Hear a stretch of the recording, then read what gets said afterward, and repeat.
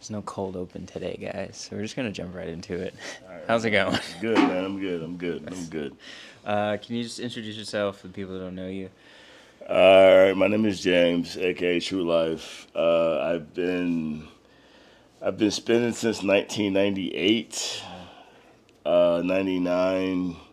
Started up in North Georgia with my boy Andrew. Big up, Paranoid Androids. Big guy in the break scene. And I've just been, man, just been trying to live life, dude. Like, my life has pretty much been work, music, and my family, dude. And that's just what I do. And I've been, I just love drum and bass, dude. You know what I mean? I can't. That's it. I love supporting my homies. I love supporting everybody. I love seeing the scene grow. Yeah. You know what I mean? I love to see drum and bass so alive in Atlanta. Like it's just such a good thing, and I've tried to been supported. I've tried to been supporting it, the whole time and things like that. So I don't know. That's just I don't know. That's just me. For sure. So I guess like the history, like 1998. For backstory, I think I was still shitting on myself in 1998. I think I was one. So can you just break down some of like the history, some of the sights and the sounds and the smells and the people of like when you started? Wow. All right. So, um, for me, the start of it was pretty much for audio. When I discovered drum and bass, because I was a house head, dude. Like when I first got introduced to electronic music, it was house. It was Bad Boy Bill. It was Humpty Vision. It was a little bit of DJ Icy and things like that. And then my boy Andrew played a track for me. It was Aphrodite. And the break in that song, because I was such a hip hop head growing up, you know what I mean? Like when before I was introduced to electronic music, it was all hip hop. Right. It's hip hop, then was rock, the whole grunge scene with Rage and all those boys and things like that. But when I heard Aphrodite and he just made this break over a hip hop beat and then dropped it in the jungle, I pretty much just fell in love with drum and bass from that point. And I was looking for, all right, where can I find this? Yeah. And the big thing back then was, it was satellite records. It was more dusty than digital. That's where everybody was buying their vinyl. So that's where I would go. I'm like, all right, this is where I need to be to find this kind of music I'm into. And then, you start discovering people in Atlanta that are into the same kind of things. Right. You know what I mean? And that's when I started looking into other DJs like my boy Subconscious and Doe and Darcy. And like there's so many guys that were all into the same thing. You know what I mean? And that's what I gravitated towards. So that's pretty much my backstory as far as my introduction to Atlanta drum and bass. It was all a vibe. It was all, we're all cool people into the same thing, and we like to vibe together. You know what I mean? Yeah. And it was just such a good energy that I felt like it was something that I needed to be a part of. And, that's when I jumped on the 404 Audio Forum and all things like that. And that was where you would find all things Atlanta drum and bass, whether it be people producing music, the boys like Nick and Giganator, all those boys were on there. Ant Mayhem was on there. There's so many cats that were just on there just producing and throwing parties and things like that. And this was back in the early 2000s, and that's what I gravitated towards. And I've tried to hold on to it the whole time. You know what I mean? Like this is something that I love, and this is something that I want to be a part of, and I just kind of held on to it. And that's, when I started buying vinyl, and I was looking, for Trilogy Sound records and things like that, like going to Satellite Records and seeing Hayes, and he was always dropping the new stuff on me, like, oh, yeah, this is a new Trilogy, or this is a new this, or a new that. And I was just collecting, waiting on my time, because I always wanted to be that dude, up on stage. Yeah. Everybody wants to spin, everybody wants to go live, and everybody wants to flex a live sound system. And it was just kind of piece by piece for me. You know what I mean? And then, of course, I ended up getting married and having a wonderful family and things like that. So you had to take on those kind of responsibilities. Yeah. But at the same time, it was something that I held on to up until this time. And it's so cool that everybody back then is still doing the same thing now. We're still pushing the sound, you know what I mean? With Torch going live all the time and all these other D&B shows and just the scene in general, just drum and bass in general. I mean, you can't, if you're in Atlanta, you can't not shout out MJ for what he's done as far as pushing the sound. Absolutely. You know what I mean? And I've always just like, hey, I want to be a part of that. Like, I just remember helping setting up for a Torch one time, and I was telling Thomas and Bill, like, dude, I want to be a part of this. Like, how can I be a part of this? And that's kind of how I came up with the whole idea of just keeping the logo visual, you know what I mean, with the 404 audio store. So I started making T-shirts and things like that and pushing that, and and then the whole stream thing landed on us with the whole COVID thing because nobody could go to shows, so everybody's spinning at home. Yeah. And that's when the whole Atlanta DJ Collective thing came upon me. And, Meta Pattern and Sub and all them, those guys were like, yo, you want to just fucking just vibe with us, you know what I mean? Just spin from home, this, that, and the other. So that's what we did. And it's just, it was an avenue for me to stay connected to the scene, you know what I mean? And I've just tried to do that with the best energy that I can, you know what I mean? So, yeah. Do you have any sort of like memorable show or like festival stories? Anything crazy? Festival stories, not really. I remember just going to the Mark all the time. Like whenever, obviously you jump on the forum to see what shows were going on, and I was, it was like the Mark, it was the Crescent Room and things like that. And I remember literally getting down there like the night of the show. The show would start till 10. I would get downtown at like 8 o'clock, and I would just spend the whole vibe of the whole night just downtown. You know what I mean? Getting amped up for the show, eating, getting food, things like that, and spending the whole night downtown. But I think my biggest memory, honestly, for me personally, was when I got a chance to spend back-to-back with Mayhem because we did a benefit show for New Orleans during Hurricane Katrina. Holy shit. And it was like a 24-hour D&B show. And every local DJ in Atlanta, no matter what level, what tier, it didn't matter, everybody was back-to-back that night. And it was so cool. And I remember it was me and Ant for like 3 hours, dude. It was like 3 o'clock in the morning. We were just going ham on the tables. I think that's probably my biggest memory for me personally. That and my show that I had a torch that I spun with Subconscious Logo and Colin HK was pretty big for me too. So those were probably my biggest two. I mean, I've had a lot, dude. I mean, honestly, I'm happy every time I get to spin out. Yeah. It's a big thing for me. For sure. So, I've had a lot of shows like the Random Movement show was fantastic. You know what I mean? Like the festival that we had out in the middle of nowhere that Calf threw, SummerSlam, that was cool. Like anything that I'm able to be a part of, I appreciate. You know what I mean? Sure. So, yeah. Oh, yeah. You mentioned when you were saying how, everybody kind of came together. It didn't matter, skill level or anything like that. I kind of wanted to touch on that because obviously you want to get your chops up from a technical standpoint as a DJ to keep the vibe going. And what we saw just now was like effortless. Like it was, so like, I guess what would you say is like the first big step for DJs getting into drum and bass to like Practice, learn? dude. Listen to the tunes, learn the tunes, be a fan first. Be a fan first. That's my biggest thing for me personally, is being a fan of the music. You know what I mean? Like, appreciate the music as music. You know what I mean? Not just something to mix together, but actual songs, and appreciate that and feel the vibe of that song, and then kind of just build from there. Because I'm a big guy of just listening to tunes. You know what I mean? Like, I spin, yes, but I also just like to just listen to music. You know what I mean?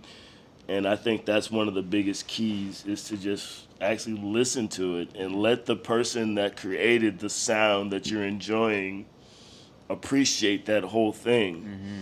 and then kind of build upon that, and that's kind of how you build a mix, in my opinion. You know what I mean? Like you understand the kind of energy that artist brings to the music, Mm-hmm. and you just kind of build upon it, and you take it on whatever direction you want to take it to. But at first, you have to appreciate the music first. You know what I mean? Sure. So, yeah. And then what about like technique as far as like, mixing different songs together or like doing, the flash, the tricks, the things that get the crowd hype? That's Like kind of an individual thing. yeah. However way you want to express yourself Mm-hmm.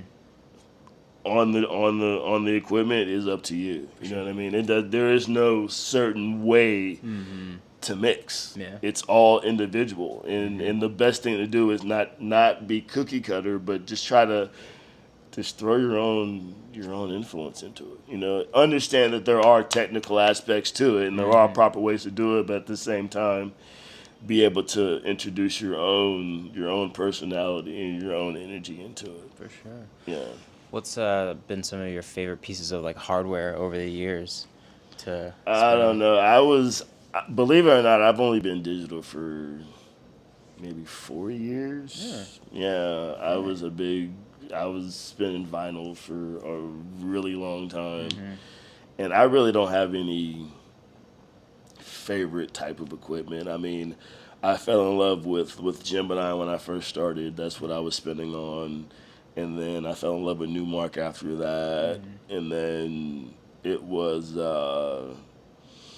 Reloop. I really fell in love with Reloop. The stuff they're doing with equipment, and turntables in general is cool. And then when I went to digital, it was Denon. Um, that was the mixer that I had that I really fell in love with. But Pioneer, Yeah. everything is Pioneer now. So that's kind of the way it is. For But, sure. yeah. And then in terms of like set curation, do you just kind of go off the fly? I mean, you have a pretty extensive Yeah, library. it depends on the situation. Like normally when I would do my live streams, it was just off the top of the head. Yeah. Like I'm just like, what mood am I in right now? Right. That's what I'm gonna play. What vibe it is, right? What kind of vibes in the chat, whatever it is, Yeah. that's what I'm gonna play. When it comes to my mixes, it's kind of a little more regimented. Like I like to listen to tunes and figure out what tune goes better with what tune. You know what I mean? And then when it's far as live sets, I pretty much figure I do what tunes am I feeling that I think people will feel. You know what I mean? Like, what tunes do I think people need to hear? Yeah. Like, I think this song is cool. I think you need to hear it. Yeah. That's what I'm gonna put on my USB. You know what I mean? Yeah. Like, that's kind of how my strategy is as far as which way I go with what I'm doing as far as mixing. Sure. Have you ever been in an instance where you maybe thought that you had like the best, most kind of efficient set list, and then it didn't end up landing with the crowd how you thought? Yeah, that's happened a few times. Like when I used to bag my vinyl and things like that, and I would go into it thinking it's gonna go this direction, and it would go some way, far left. But it wasn't really disappointing because at the end of the night, when I looked on the dance floor, people were dancing. Right. So regardless of which way I wanted to take it, the vibe took it the other way, Right. and as long as people are dancing and enjoying it, then it's all good. Sure. Yeah. Sure. Well, it's very insightful. I hope you guys are taking fucking notes, right? Because this is a lot. It's a lot of information. You as a person, hobbies. What do you like outside of EDM? Oh wow. I'm really, really laid back. Like I used to be into soccer a whole lot. Like I would go play and like 7-a-side leagues and things like that. But I got old. I had kids, and it was more of the stay home and make sure the family's good. So I'm just big into sports. I like watching football. I love my Falcons. Big up Atlanta. Sure. Yeah, I love Liverpool. I'm pretty laid back. So I've definitely been thinking about trying to get back out on the field to see what I can do. But really, it's about just making sure home is good. You know? Yeah. That's dope. How do you find yourself balancing like your career as a DJ and kind of the home and work and adult It stuff? can be challenging because you don't really want to burn the candle on both ends all the time. You know what I mean? So it's really important to take breaks, and I've kind of cut back on my streaming a little recently, and I think that's why. But at the same time, you have to enjoy your life. Like you don't work for nothing. Right. You're working for something. You know Yeah. what I mean? And hopefully you're working to enjoy life. So it's a definitely can be a healthy balance, but it can be challenging for sure. For sure. So let's say kind of everything goes the way you want it. Where do you see like your DJ career in like the next like 3 to 5 years? I don't know, man. I really don't know. I just hope to continue being able to support my family and to being able to play live every once in a while. You know what I mean? I'm not asking to be the big superstar DJ. Like if that happens, cool. You know what I mean? Whatever. But that's not. I don't think that's really what I'm after. It's more of just spreading good energy to people. You know, no matter where I end up in life. You know what I mean? Like, and I figure the whole drum and bass thing, because there's so many good people in our scene, dude. Like it's insane how many cool people are in our scene, and they're all real people. It's like as long as that can stay alive for the younger generation to grow up and see what we've kind of tried to build and carry on, I think that's really what it's about. You know what I mean? Sure. So yeah. What would you say like your favorite part of drum and bass is? Like when you listen to a song, you're like, that's why I listen to it. Is it the bass line? Is it like the feeling you get? Is it the speed? It's like all of the above. The bass line, the in the moment, like that song that you discovered in the moment that fit perfectly into your life at that certain time. You know what I mean? I think that's the biggest thing. And for it to be just drum and bass, just it seems like it encapsulates everything as far as all different sounds and things like that. So I don't know. For sure. Yeah. So before we go into our overarching, encapsulating, all-knowing, shameless plug segment, we want to know like who are your favorite D&B DJs, artists, producers in the city like right now? In the city, Yeah. Doe. He's like. I've looked up to a bunch of people in the scene here in Atlanta. Yeah. I always have, and I always continue to. And I think the one cool thing about our scene is that you can be peers with these same people. Yeah. So I would say in the city right now, definitely Doe, Subconscious. And then there's so many, dude. Yeah. Like there's so many people that I just look up to. Not only in drum and bass, but in life in general. Like Snacks, Johnny Goodtime, even though he went to North Carolina, like one of the, you know what I mean? Like there's so many. Mayhem, who's doing just straight crazy trap music right now, like just destroying stuff, doing his own thing. Like there's so many. Like I'm a huge Evil Intent fan.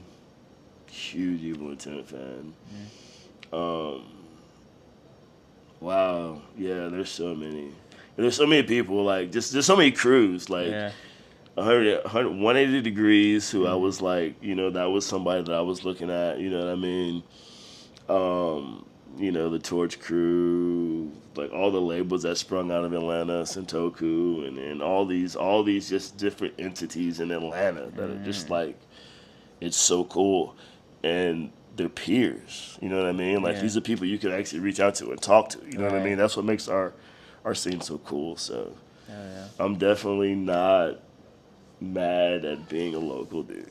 Like I'm proud to be a local in Atlanta. Sure. You know what I mean? Absolutely. Yeah. You're definitely killing it. We love that. Yeah. Like that every time we see you play, it's like, damn. Yeah, dude. It's fire.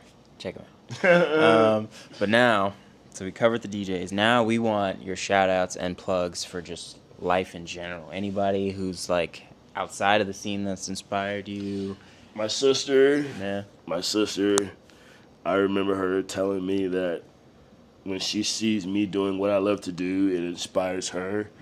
So that, my dad, my parents, my wife's parents, anybody that supported me in my life, you know what I mean? I want to give a big shout out to my friends. I've met some incredible people, some absolutely incredible people over the last few years because, yes, I've gone through, adversity and things like that as far as just life in general.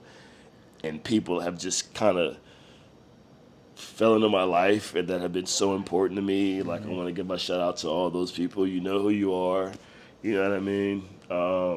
Yeah, dude. Like, I can't, at the end of the day, I can't be upset at my current status. You know what I mean? Like, I'm happy. Yeah. It's definitely a blessing. Yeah. Where do you, we're going to get you to sign this giant key. Where do you like to eat at? Wow, I'm a burger guy, dude. Whoa, Like, okay. believe it or not, I guess I'm hood, but I like Checkers. I love Checker burgers, dude. Go to Checkers, get some Checkers. I love Checkers. Dude, Five Guys. Fuck yeah. I like wings. JR Crickets for wings. I always go to JR Crickets to get wings. Yeah.